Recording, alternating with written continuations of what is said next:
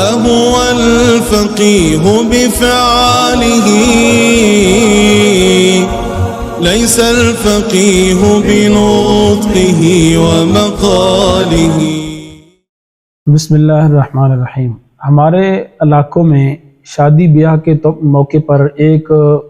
وہ مروجہ رسم ہے کہ جو خاص کر کے ولیمے کے موقع پر جو پیسوں کا لین دین کیا جاتا ہے، اور شادی آل کے بعد جب لوگ نکلتے ہیں تو جناب دولہا کی جیب میں یا اس کے کسی عزیز کی جیب میں لفافے ڈال رہے ہوتے ہیں۔ تو اس کے متعلق کسی نے سوال کیا ہے کہ اس کا کیا حکم ہے۔ دیکھیں، اس کو نیوتا کی رسم کہا جاتا ہے، اور یہ ایک بڑی کبھی اور بری رسم ہے۔ اس کی وجہ یہ ہے کہ یہ جو آدمی مال دے رہے ہیں، ان کی نیت کیا ہے، یہ ڈیپینڈ کرتا ہے ان کی نیت پر۔ زیادہ تر لوگوں کی نیت ٹھیک نہیں ہوتی۔ زیادہ تر لوگ اس نیت سے دیتے ہیں کہ میں یہ پیسہ دے رہا ہوں، کل جب میرے بچے کی یا میرے کسی بہن بھائی کی شادی ہوگی تو یہ اس سے زیادہ پیسہ دیں گے۔ اگر تو کسی کی نیت یہ ہے پھر تو یہ سیدھا سود ہے،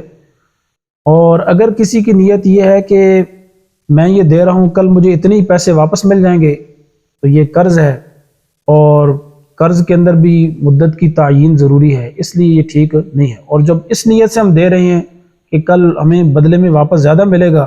تو قرآن میں آتا ہے وَمَا آتَيْتُم مِّن رِّبًا لِّيَرْبُوَ فِي أَمْوَالِ النَّاسِ فَلَا يَرْبُو عِندَ اللَّهِ،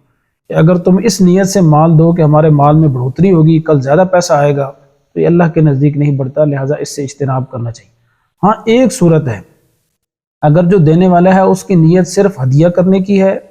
اور دینے والے کی نیت یہ ہے کہ میں ان کے ساتھ امداد کروں، ان کی ہیلپ ہو جائے، اور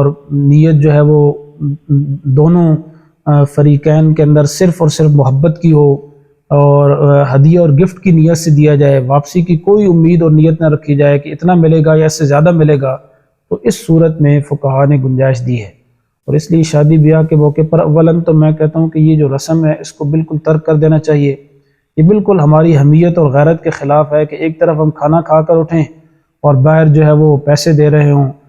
اور اگر کسی نے دینے ہوں تو یا پہلے دے دے یا بعد میں دے دے، اور اگر اسی موقع پر دینا ہو، بعد میں ملاقات ممکن نہ ہو، تو پھر وہ ہدیے کی نیت کرے، گفٹ کی نیت کرے، اور بالکل واپسی کی امید نہ رکھے کہ مجھے یہ پیسے واپس ملیں گے، تو پھر اس صورت میں شرعاً اس کی گنجائش ہے۔